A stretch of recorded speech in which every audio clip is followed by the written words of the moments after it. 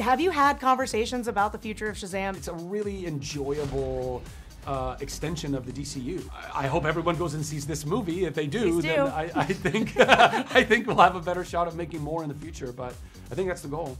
The wizard gave me superpowers, and then everybody got superpowers. Where's everyone going? To fight crime? Okay. Now everyone's kind of like doing their own thing, and I'm the only one trying to keep it together. Zachary, we're back. We're back. The Shazamly is back. The Shazamly is back. It's been some time. Yeah. Where do we find Billy? Where is he emotionally? Yeah, well, so yeah, it's been about, within the movie, it's been about 3-ish years, right? So he was like 14, 15 the first movie, 17, almost 18 in this one, which is a marked difference for a young man. There's a lot that changes in that time, specifically. And I think that emotionally, you know, the first one, he was jaded. He'd been bouncing around the foster system. He couldn't find a family that, you know, he connected to, that loved him, that he wanted to be with. And by the end of the movie, he's found that. And so now, 3 years on, he's almost 18 years old. He's almost graduating out of the foster care system. And he's really terrified that he's now about to lose the family that he fought so hard and looked so long to find. So emotionally, he's very much in that spot. And simultaneously, he is, you know, the leader of this super team of his siblings. And so he feels a lot of responsibility there to keep everyone together, which is also kind of part like just keeping the family together and what's going on underneath, but also genuinely trying to live up to his calling. You know, he was chosen to be the, you know, Earth's mightiest mortal, to be the you know, the chosen one, the champion, and he feels like he's bumbling that and failing that a lot, you know. But I think that's the imposter syndrome that we can all kind of relate to and tap into. Yep. So yeah, that's kind of where right he's now. at. Yeah, I hear you. Well, and the Shazamly too, they've gotten kind of famous or more infamous in Philadelphia. Sure, yeah. What is your favorite headline that you read about the the fiascos? Oh, I mean, probably that one. I just love the juxtaposition of us going and we're saving people and we think we're doing great, and we're like, all right, now we just got to keep this bridge from falling apart. And then the first headline is bridge collapses. It's just a funny, you know, it's a great, just kind of straight cut to joke, and I always appreciate those, you know. Yeah, and there's a new family that comes in, these sisters, these goddesses. Yeah. What is it like to be Spartan kicked by Helen Mirren? We are Sparta. Yeah, totally.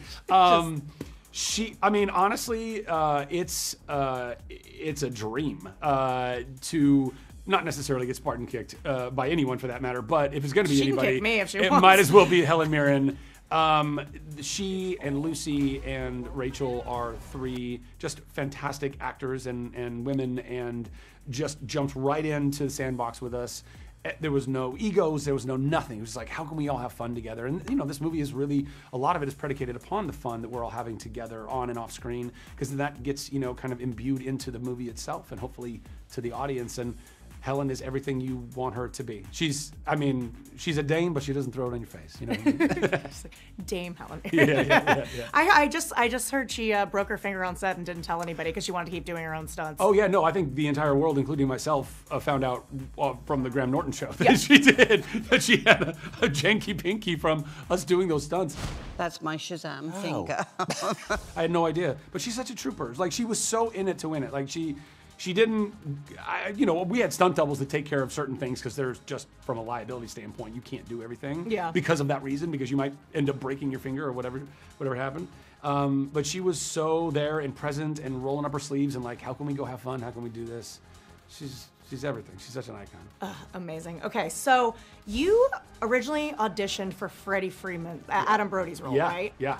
You also played Fandral and Thor. Yeah. I'm curious what other like close superhero or villain calls that you've had, or Well, things I mean, I've been kicking around in this town for a minute, so I've auditioned for a few different roles. Like, I auditioned for Captain America way back in the day, you know, but that was Chris Evans' role. I mean, you know, you try as an actor, you try to let go of things if they don't come your way, because obviously that wasn't meant to be. Yeah. I came really close to get Star-Lord in Guardians of the Galaxy, but that was not to be, and that was Chris Pratt's role, and I'm sure there have been a few others along the way, but look, all of it was to lead me to this role. It was all to lead me to this role. I don't know that I could think of a role that I'd rather play, to be honest. And I love superheroes across the board, Yeah. but to get to you know, as a kid, I was so in love with the idea of like, I loved Tom Hanks in Big, and I loved Christopher Reeves in Superman, and I got to do basically the love child of those two movies in Shazam. And yeah, it's the bee's knees. I love it so much. I mean, I've been lucky enough to interview you a few times for this, and I feel like you are Billy Batson.